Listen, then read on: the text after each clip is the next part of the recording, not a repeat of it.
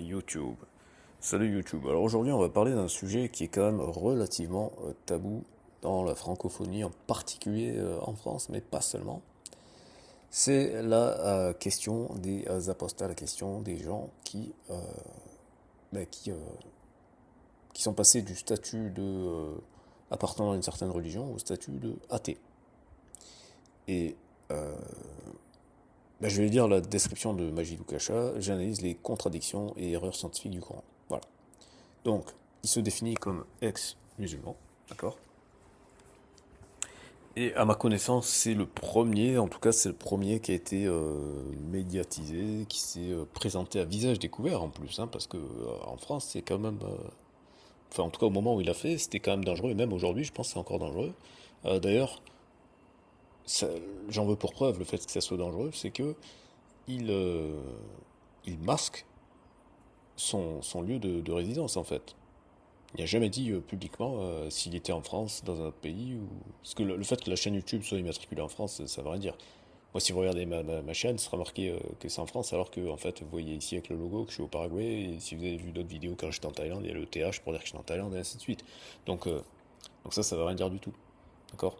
Et quand vous voyez les vidéos des personnes, surtout des personnes qui se font en face cam, ben, vous pouvez pas le savoir parce que moi je filme mon écran, donc évidemment vous voyez mon truc de YouTube, donc ça vous permet entre guillemets de me localiser, enfin de me localiser au moment où je fais la vidéo. Mais, euh, mais autrement, hein, quand les gens ils se font en face cam, vous avez aucun moyen de.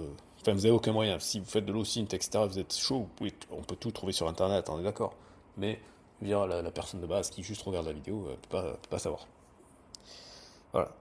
Euh, Beaucoup de gens auront tendance à classer Majidou Kacha à droite. Moi, j'invite Wissam Gzelka de Parole d'Honneur, puisque tu as fait une discussion avec Jack Le Fou, qui s'est très très mal passé hein, entre nous. Euh, j'ai employé le mot discussion et pas débat, parce que en fait, techniquement, c'était un débat, mais c'est le débat le plus claqué au sol de toute l'histoire, parce que en fait, c'était pas un débat, parce qu'un débat, normalement, il y a un arbitre. Là, il n'y avait pas d'arbitre. Ils ont fait une discussion entre eux, et ils se sont. On avait l'impression d'être dans une cour de récréation, donc c'est très très très dommage de la part des deux protagonistes, hein, parce qu'il faut être deux pour avoir une discussion. Et Wissam, toi qui est quand même qui lit des livres, qui fait des analyses de livres, des critiques, etc., et que les gens qu'ils aiment pas ton bord politique, ça c'est un point. Mais on peut pas reprocher le fait que tu prends le temps d'analyser. Je pense en particulier quand tu analyses les livres. Hein, c'est sur cet aspect-là que. Parce qu'après, quand tu fais les discussions, etc., je sais qu'il y a eu des embrouilles avec euh, je sais plus qui, je crois le mec de Psycho Quack ou un truc comme ça. Je vais pas rentrer dans les polémiques comme ça. Mais sur l'analyse des livres, je te trouve souvent pertinent. Euh, En tout cas pour les livres dont j'ai déjà entendu parler ouais, dont j'ai entendu parler parce que si j'ai pas en général je regarde pas les analyses de livres dont j'ai pas entendu parler. Enfin bref, tout ça pour dire que Majid Oukasha il a produit plusieurs livres et donc il me semble que ça serait pertinent pour tout le monde en tout cas dans la francophonie, que tu aies une discussion avec lui. Par exemple, tu pourrais lire l'un de ses livres et il pourrait y avoir une discussion et ça serait sain. Ça serait sain parce que l'idée de Majid Oukasha, c'est quoi?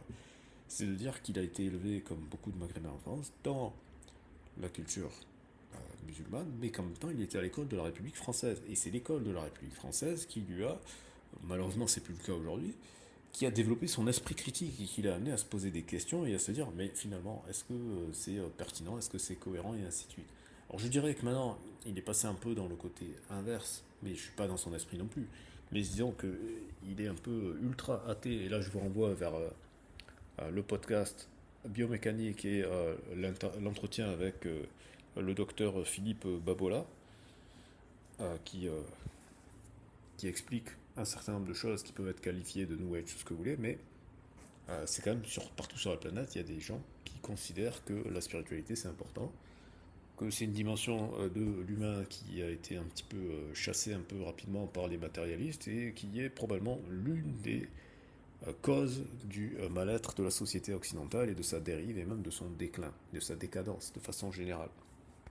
Donc on peut critiquer les textes religieux, on peut critiquer les dogmes religieux, mais néanmoins conserver une attitude ouverte, et voire même une attitude raisonnable concernant le besoin et la nécessité d'une spiritualité, ne serait-ce que pour apaiser les doutes que l'ignorance intrinsèquement fondamentale de la quête de l'être humain de savoir qui est-on, d'où vient-on, quelles sont nos origines et ainsi de suite. Parce que, à un moment donné, il faut quand même. Et c'est pas. Moi, j'aime pas les gens qui disent oui, il faut être humble. Non, c'est pas faut être humble, il faut accepter la réalité. La réalité, c'est que nous avons tous une limite dans notre capacité à appréhender et à comprendre l'univers dans son ensemble. Et ce qu'on appelle la vie de façon générale. Donc, partant de là, même des plus grands scientifiques, je pense à Einstein en particulier, mais c'est pas le seul, ben, tous se sont posé la question de Dieu, et cette question-là, si on est un être rationnel, la seule réponse que l'on peut apporter, c'est on ne sait pas. C'est-à-dire la position des agnostiques. Les agnostiques, ils disent pas ça existe ou ça n'existe pas, puisque on n'a pas de preuve que ça existe, mais on n'a pas de preuve non plus que ça n'existe pas. Donc ils ont la seule posture qui est la posture raisonnable, qui consiste à dire je ne sais pas, je suspends mon jugement. Je n'ai pas les moyens de savoir. Voilà, c'est ça la question qui est posée. Et donc c'est pour ça que le travail de Majid Oukasha peut être intéressant à partir du moment où il est confronté à quelqu'un qui lui croit. C'est pour ça que j'ai fait la référence à Wissam. Wissam, lui, il se considère musulman. Alors en plus, c'est assez surprenant parce qu'il est. Vous me direz maintenant avec Mamdani, voilà, on a des preuves de musulmans communistes, mais c'est un peu antinomique d'une certaine manière. Hein. Le communisme est censé être athée. Mais néanmoins pour être rigoureux historiquement, Lénine avait fait un alinéa parce qu'il avait bien compris que les Tatars et compagnie, ben, il aurait des problèmes si jamais il les attaquait frontalement sur leur religion. Et donc, comme par calcul d'arithmétique électorale, il avait très bien compris qu'il restait une minorité, il s'est dit pourquoi se créer des problèmes là où en fait il n'y en a pas. D'accord. Voilà, mais bon, ça on aura peut-être l'occasion de faire un épisode par rapport à ça. Donc, tout ça pour vous dire que Majid Oukasha a été souvent présenté sur des chaînes affiliées plutôt à la droite, etc., etc. Mais techniquement, il ne s'est jamais revendiqué comme étant de droite. Bon, je pense qu'il n'est pas de gauche non plus, hein, soyons clairs. Euh, mais je pense que c'est l'erreur de la gauche. D'ailleurs, je suis surpris que la tronche en biais ait attendu l'éruption, ou l'irruption plutôt, de Jack Le Fou pour entrer sur ce terrain-là, alors que Majid Oukasha, ça fait un moment qu'il était là.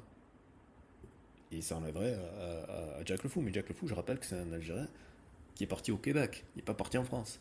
Alors que Majid Oukasha, c'est un Français. Il est né en France. D'accord. Voilà. Et que du coup, en ce sens, il a pris beaucoup plus de risques dans son approche. Donc je pense que ça serait intéressant qu'il y ait des gens qui discutent avec lui. D'un côté, si Majid Oukasha voit cette vidéo, j'aimerais bien. Enfin, j'aimerais bien. Je ne dis pas ça genre liste au Père Noël, mais je pense que ce serait utile qu'il ait une discussion avec des gens comme Tariq Ramadan, par exemple. Des gens qui sont considérés comme étant des savants, tout en étant des défenseurs du texte. Voilà. Toujours pareil pour cette recherche de vérité, en fait. C'est ça le truc. L'idée, c'est pas de stigmatiser ou de dénigrer ou je ne sais quoi, c'est d'être dans la discussion. Je préfère le mot discussion que débat, parce que débat, c'est la même racine étymologique que combat, et il y a ce côté de ouais, c'est qui le plus fort, qui c'est qui a gagné, etc. Et c'est jamais la vérité qui gagne en débat. Voilà. Donc je pense que discussion autour de la vérité, ça peut être intéressant. Voilà, dites-moi ce que vous en pensez dans les commentaires, et à très bientôt pour une prochaine vidéo.